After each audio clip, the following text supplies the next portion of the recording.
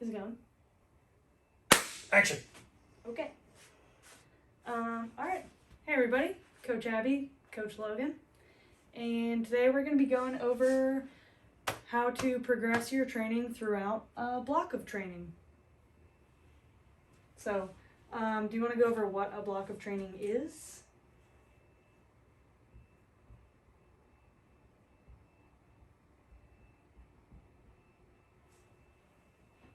Yeah. That was it. That's it. It's 5-ish weeks. So usually a first week is the primer week or week 0. So that's just getting familiar with everything, learning your weights, learning what the movements are, learning all the good things about your training block and what they could be. Hands. So figuring out all those things. Keep below this line, it'll be fine. So usually 5 weeks. The duration for the weeks. So when you are learning to do a movement, there is a lot of neurological adaptation that occurs, and that usually takes about 4 to 6 weeks. And then from that point on, then you can start to build a little bit more muscularity and all those things. So that's just for brand new beginners. Now, once you start to train and you're into exercise a little bit more, 5 weeks. After that, it can get boring for some people. Maybe you're still willing to go onward and make gains. First, I thought that was a vacuum, and then I realized a motorcycle. I was like, dang, got a really good vacuum. So, circle back, regress. So, optimally, you should stop doing a training block when you are no longer seeing gains from that training block. Oh, you're gonna have to keep going. Hold on. You keep it. We'll just keep this thing. So training block. Yeah. Okay, so reasons why a training block would be longer or shorter are really dependent on how well you're adapting to the training block, and then also if you're making progress throughout. So for more advanced people who have been lifting longer, training block could be a little bit longer, and also it could be actually a lot shorter, depending on how well they recover, what they're working on, and things of that nature. So all of that stuff kind of goes into deciding how long the training block should be. It's recoverability, adaptation, and also if you're just generally still interested in what you're doing and feeling good with it. Yeah. So and feeling motivated to train hard. You have to want to do it and be able to put through good mental effort, good physical effort to actually get benefit from it. And then if you're not, that's fine. But if you can stay mentally in it as long as possible while you're still receiving the benefits and gains, getting stronger and letting progression happen, then that's going to be the most benefit from it. Sorry, had to stop because the vacuum cleaner, it's a smart vacuum, and I don't want to leave a smart vacuum out hanging out, so when we're about to take over, like, I don't want to be the first one. So regardless, so moving forward, so you're in your first week and you're trying to figure out what you're trying to accomplish. Cool, you already did your week 0 or your primer week, and then you're into your first week. Now, how are we progressing? So by week 0 or the first week, you should have figured out, I'm going to interchange those terms too much. Week 0 or the primer week, you would have figured out what your load should be within the reps that you have, within the sets that you have, with good range of motion and good quality of movement. So being able to progress, look a little something like tempo. So not all of these things are you or a person going to be able to progress, but you can if you are your own coach. So repetition, week to week, if you're able to add 1 more rep or 2 more reps to a movement you're doing with the same load, that is progression. Where people kind of get into a quick gambit or whatever it is, they want to gain, when the next one is load. When you're trying to add weight, you're gaining 5 pounds a week, and 5 pounds a week, and 5 pounds a week, and 5 pounds a week. When that, unless you're really new to training, is not a realistic goal. So if you're able to add 5 pounds and 5 pounds and 5 pounds and 5 pounds over 52 weeks, that's 260 pounds. Yes. Right? Okay, so 260 pounds per of gain over a year, that's just not realistic with any lift. So Setting good expectations, we know that 1 rep, that increases total volume, that increases your entire workload for that day. So one way to progress it. If you're not able to progress your repetition, then progressing sets is the next best thing. So if you add additional set, then however many reps you're doing within that rep range, then you are adding that much to your, which is usually, if you're doing 3 sets, you're adding 33% more. If you're at 4 sets, you're adding 25% more. Mm-hmm. So being able to do that stuff. So progressing load within a set, just like we were saying before, doesn't have to be 5 pounds every time. It can be 1 pound. It can be 2.5 pounds. It's more likely in the hypertrophy world, or trying to gain muscle, or trying to be okay and hurt and be functional, that you're just going to progress the reps and the sets and loads not too much. One trick you can do, once you get to a certain rep that you can no longer progress the load, take away about 1/3 of those reps, whatever it may be, as long as you're still within the 60 to 30 rep range for hypertrophy, 5 to 30 rep range for hypertrophy, and go ahead and add a set, dropping the reps, and then you'll easily be able to increase the load. So if the reps go down, take that as an indication to increase the load, because you still want them to be difficult within that rep range. Another way would be range of motion, if you'd like to talk on it. Sure. So one of the ways that you can progress through a block of training is range of motion. We'll go over deficits next. But if you're learning a brand new movement, or let's say, for example, you never done any squatting before, and this is an easy example. So the range of motion that you're going to start with is squatting to a bench, or even something a little bit higher than that. So you're just going to do a short range of motion just to get the coordination down, make sure your form is good, and all of those kinds of things. And that's just with body weight.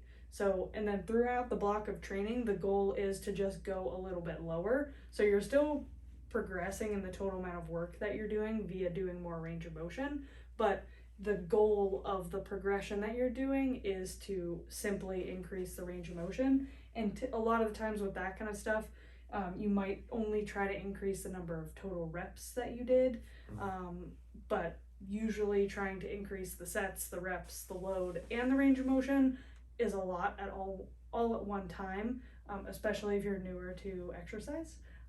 You might not want to try to progress all of those things for every single movement, every single block. So prioritizing some things that you're really just trying to focus on gaining new range of motion, or even just feeling your muscles a little bit more within the range of motion, or working on some imbalance, or how to use your scaps better, or whatever it is. That's always a good Not thing. directed at any one person in the world in particular. No, those are just simple examples. Yes. That are very common to progress through blocks of training. So Yeah. for us. And then you can also, if you already have what would be considered like the full baseline range of motion for those movements, and proficiency within it, and the number of reps and sets and volume really behind it, then you can add deficits. So an easy example for that would be a deficit lunge, or you could do a deficit Romanian deadlift, or anything like that, where you're just adding like 1 to 2 inches of range of motion. It could be a slightly higher step up than what you're used to, or anything like that. You're just adding slightly more range of motion than what you could normally do from the ground. And that is a great way to progress any movement without having to add any load. So if you're starting with deficits for the first time ever, I would suggest practicing it or doing your first week of training without any load, and then kind of going from there. You can do it for push-ups. You can do, what else can you do deficit with? Like literally everything. Push-ups, squats. Well, I guess squat will be slightly different, but I digress. Anyway. And then both of those kind of go in with quality of movement. Sometimes if you're learning how to do a movement for the very first time in a new block of training, the only goal throughout that whole block would be to just improve and get better at that movement specifically, improving your coordination, your like neuromuscular coordination, proprioception, and like remembering how to do it week to week, because sometimes learning new stuff, it's hard to even remember what you did the previous week. So that is a way to progress in itself, and it's just as good as increasing the load or sets or reps or anything like that. So, and similar with the quality of movement, I would suggest starting with just increasing the reps, by a little bit before you ever add more sets or more load. And then tempo. So last way to progress also goes with range of motion and quality of movement, is just time under tension. So you can make things more difficult by doing the set for a longer period of time without ever even increasing the reps. So you could do something that is significantly slower, like go from a 2-second down to a 5-second down on all of your squats. You could remove the pause at the top, so you're basically just in full tension the entire time, which is, if you've never done that, it's terrible. So Add a pause. you should try it. The magic of 1 second in the top or the bottom of a rep is just like brutal. Yeah, it can change everything. So pause for the cause. Yeah. So you can progress by making the tempos a little bit more challenging for you in areas that you need to work on, whether that would be on the way down. You could have yourself pause in the back of a row. If you need to work on squeezing your scaps a little bit more, you could pause in the bottom of a squat if you need to work on stability, any of those kinds of things. And then you could even go slow on the way up if you need to work on control on the concentric. Backs. I always get those backwards. So I've been doing this whole for some amount of time. Anyway, yeah, or limit your pause at the top. So what else? Cool. No. Anything? Summation. Okay. So, in summation, okay, hold on first. One advanced thing. So, these are all great ways to be able to go through. So, what if you're not increasing your repetition, you're not increasing your sets, you're not increasing your load, you're not increasing your range of motion, you're still probably increasing your quality of movement, and then you're not increasing your tempo. How do you progress?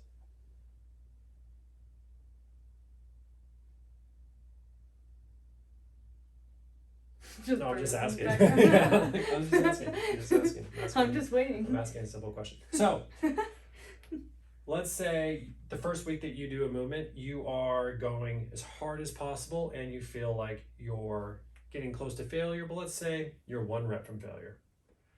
So, that's great. You make a note of that, 1 rep from failure. Let's say you're going next week, you're going pretty hard, same weight, same repetition, same set, same load, same range of motion, same great quality of movement and tempo. But then you're 2 reps from failure. And then the next week you're 2.5 reps from failure. And then you're 3 reps from failure. And then you're 4 reps from failure by the last week. I would argue that you're progressing because your reps in reserve have increased. So you're not approaching what would be considered complete failure or absolute failure for yourself. So you are adapting, you are getting stronger, you are building a stimulus. That is more an advanced technique. You have to understand where exactly failure is for you and where that could come into play. It's really great if you're going to progress that if you started the opposite. So if you started at 5 reps from failure and progressed yourself all the way down to 1 rep from failure, that's another way to progress, or 1 to at failure for a block. So in summation, add more reps. If you can't add more reps, try to add more sets. Then you'll definitely have to add load because you're going to be dropping those reps. If you're adding sets, you're going to add some load. Keep the range of motion pretty. Keep the quality of movement pretty. Add deficits if you need to. Try not to add load if you're adding deficits, so you can make sure that the quality of movement is good. If your tempo is amazing, try to make it more amazing by doing it longer with an extended range of motion.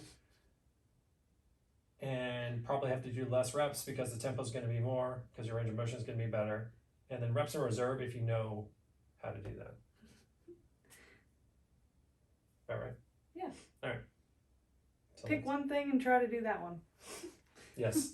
To start, and then gain experience with each one. You don't have to do them all at once. Set a standard that first week, that week 0, or that week that you're actually starting. Set the standard. Don't undulate. Don't change. Just progress one thing at a time. Try to get better with that. Cool. Bye, everybody.